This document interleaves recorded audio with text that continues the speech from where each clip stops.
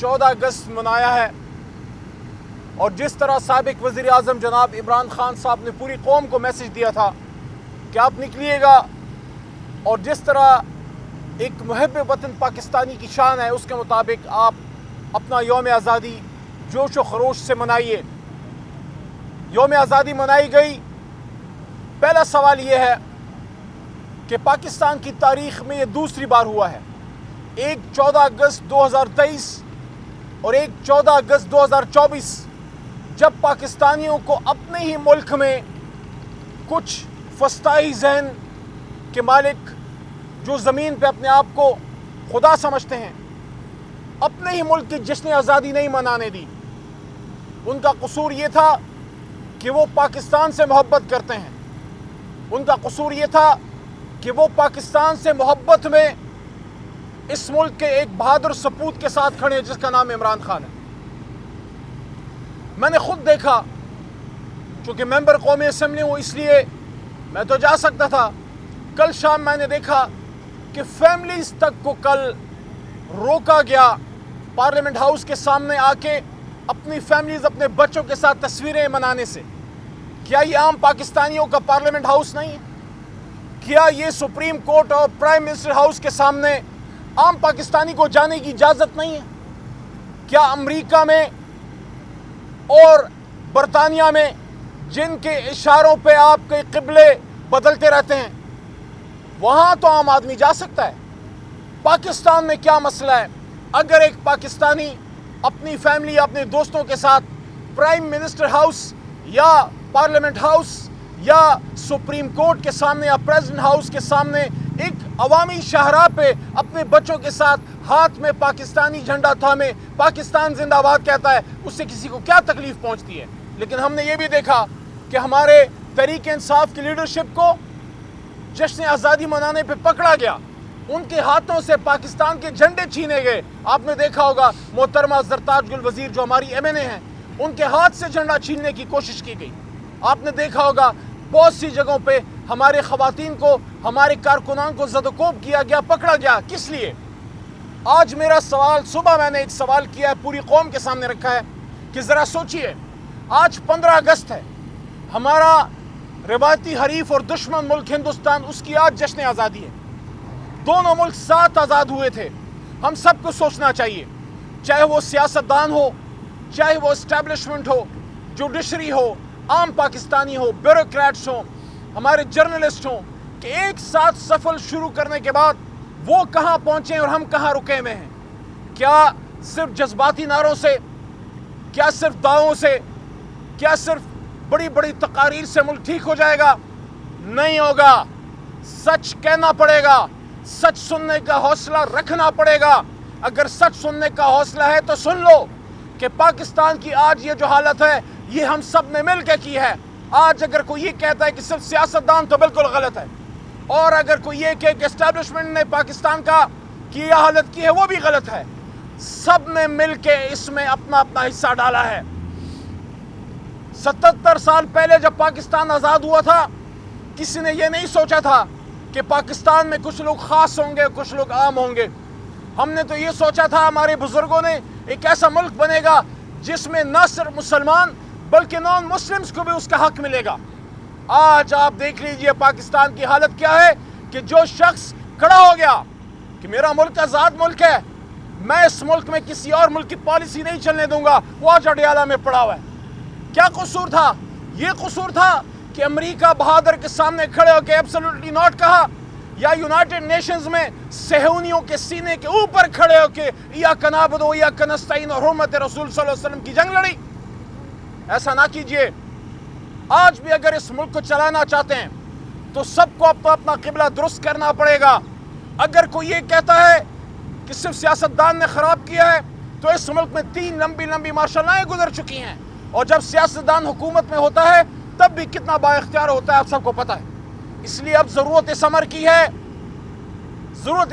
ہے کہ جتنا نقصان ہو چکا، آپ کی تبدیلی اور بہتری کا سفر اس دن شروع ہوتا ہے جب پہلے آپ یہ مان لیں کہ ہاں نقصان ہوا ہے۔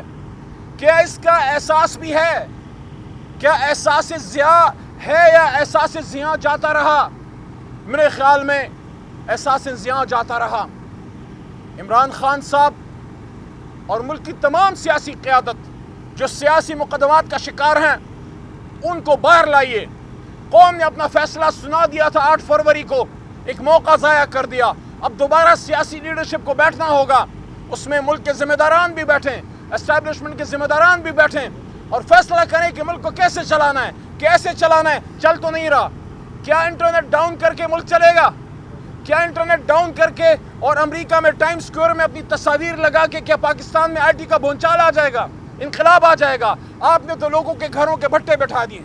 जो लोग बेचारे, हमारे बच्चे, सरकार तो रोजगार दे नहीं सकती, हमारे बच्चे जो घरों में बैठ के वो सोशल मीडिया के जरिए आईटी से अपना खर्चा चला रहे थे, अपना घर चला रहे थे।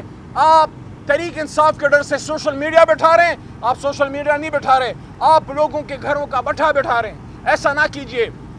वक्त भी वक्त है, अब भी वक्त है। अपना क़िबला दुरुस्त कीजिए और जो गलतियां उसको सुधारिए।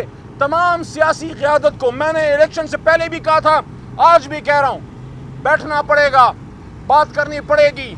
इमरान खान साहब को भी सुने, बाकियों को भी सुने और जो मैंडेट कौम ने दिया है वो मैंडेट वापस करना पड़ेगा।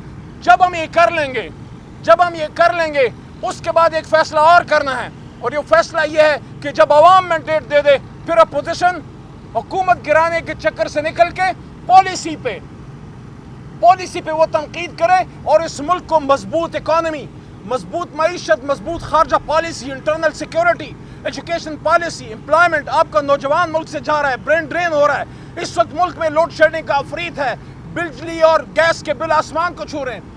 लोग अपने घरों के बिजली के बिल देने के लिए अपनी बेटियों और बच्चियों की बालियां तक बेच रहे हैं। लोग खुदकुशियां कर रहे हैं। इस हालत में आपको सिर्फ एक इमरान खान नजर आता है, आपको सिर्फ तहरीक इंसाफ का सोशल मीडिया वर्कर नजर आता है, जिसको आप डिजिटल दहशतगर्द कहते हैं। ये डिजिटल दहशतगर्द नहीं है, ये सब झलाली परचम से मोहब्बत करने वाला नौजवान है जो इमरान खान साहब के साथ, सिर्फ पाकिस्तान की मोहब्बत में इमरान खान के साथ है। वो हुब्बे इमरान में नहीं, हुब्बे पाकिस्तान में इमरान खान के साथ है। इसलिए हम सबको अपना क़िबला दुरुस्त करना होगा। आखिर में फिर ये कह रहा हूँ, इमरान खान साहब को और तमाम सियासी लीडरशिप को बाहर लाइए, बैठिए, बात कीजिए और कौम ने जो फैसला सुनाया है उसको मानिए। सुप्रीम कोर्ट ने जो फैसला दिया है रिजर्व सीट्स और माइनॉरिटीज़ का, उसको इम्प्लीमेंट करना पड़ेगा। अगर सुप्रीम कोर्ट के फैसले इम्प्लीमेंट नहीं होंगे फिर रियासत का काम रुक जाएगा, फिर तो आइन खुदा न खास्ता माज़ला मुअत्तल हो जाएगा। इस तक नौबत ना लाइए। जो सुप्रीम कोर्ट ने फैसला किया है उसको आप मनोन मानिए, जो रिजर्व सीट्स का है। बहुत शुक्रिया। खान साहब, एक बात बता दीजिएगा कि रात को ख्वाजा आसिफ साहब ने एक बयान दिया है कि जनरल फैज़ हमीद जो साबिक DGI हैं, वो पाकिस्तान तहरीक इंसाफ के कुछ लोगों के साथ राब्ते में थे और इमरान खान और फैज़ हमीद ने मिलकर साबिक आर्मी चीफ के ख़िलाफ़ जो वो साजिश की है और इसी साजिश की वजह से इमरान खान और साबिक आर्मी चीफ के दरमियान जो इख्तलाफात हैं वो शिद्दत इख्तियार कर गए। देखिए, अभी तो हम यही कह रहे हैं कि इंटरनल मामला है इदारे का, अकाउंटेबिलिटी वो अपनी कर रहे हैं। अगर इसका कोई सियासी यूज़ करने की कोशिश की जाएगी उस पर फिर तहरीक इंसाफ अपना मौक़िफ़ देगी। लेकिन ख्वाजा साहब ख़ुद डिफेंस मिनिस्टर हैं, क्या वो इस बात पे वजाहत देना पसंद करेंगे कि जिस मौसूफ़ का उन्होंने ज़िक्र किया है वो उनसे किस कैपेसिटी में मुलाकातें कर रहे थे, जब वो ख़ुद कहते हैं कि मुझे उन्होंने कहा कि इमरान खान साहब के साथ हमारी बस हो गई है और अब आप संभालिए अपनी हुकूमत पंजाब या मरकज़ में। तो क्या ये बात सच्ची है? और अगर ये बात सच्ची है तो किस कैपेसिटी में मोहतरम ख्वाजा आसिफ साहब ये मुलाकातें कर रहे थे? देखिए, इस तरह के डकोसले और इस तरह की बातों से पाकिस्तान की हालत हुई है। जो मैंने बात की है वो अपनी जगह पे मुसल्लमा है कि तमाम सियासी क़यादत को इस मसले से निकलने के लिए बैठना होगा और सबसे पहला जो काम है वो है असीरान इमरान खान साहब, शाह महमूद कुरैशी साहब, तमाम प्रिजनर्स की रिहाई और मैंडेट की वापसी। बहुत शुक्रिया। एक सवाल और ले लीजिएगा। रात को अडियाला जेल के अंदर से deputy superintendent Mohammad Akram arrest हुए हैं और उन्होंने इस बात का इंकशाफ किया कि वो इमरान खान को मोबाइल फ़ोन सर्विस यहाँ पर फराहम करते थे और उसके लिए गैर मुल्की सिम जो हैं उनका इस्तेमाल किया जा रहा था। तो कोई ऐसा लग रहा है कि बाहर बैठ के कोई अभी भी इमरान खान तक कोई पैगाम भिजवा रहा है जेल अमले के ज़रिए या अफसरान के ज़रिए, और चूँकि उनके सेल पर जो तैनात अमला था उसे भी आज हटा दिया गया और जो असिस्टेंट सुपरिटेंडेंट है मोहम्मद बिलाल, उनको शहर से बाहर जाने पर उन पर पाबंदी लगा दी गई। लेकिन इन्वेस्टिगेशन हो जाए, चीज़ें सामने आ जाएंगी। जहाँ तक इमरान खान साहब का ताल्लुक है جو عام قیدیوں کو بھی جو سہولیات میسر ہوتی ہیں ان کو تو وہ سہولیات بھی میسر نہیں ہیں. یعنی عام قیدی ہفتے میں کم از کم 1 یا 2 بار اپنے گھر والوں سے بات کر سکتا ہے. مہینے ہفتے گزر جاتے ہیں عمران خان صاحب کو اپنے دونوں بیٹوں سے جو بالکل نان پولیٹیکل ہیں بات کرنے تک کی اجازت نہیں ہے. بہرحال جو ڈپٹی سپرنٹینڈنٹ جیل صاحب کے خلاف انہوں نے کارروائی شروع کی ہے, میرے خیال میں اس کے رزلٹ سامنے آئیں, اس کے بعد اس پہ بات کریں گے کیا انہوں نے کس طرح فیسیلیٹیٹ کیا ہے, یہ تو تحقیقات کے بعد ہی پتہ لگے گا. بہت شکریہ.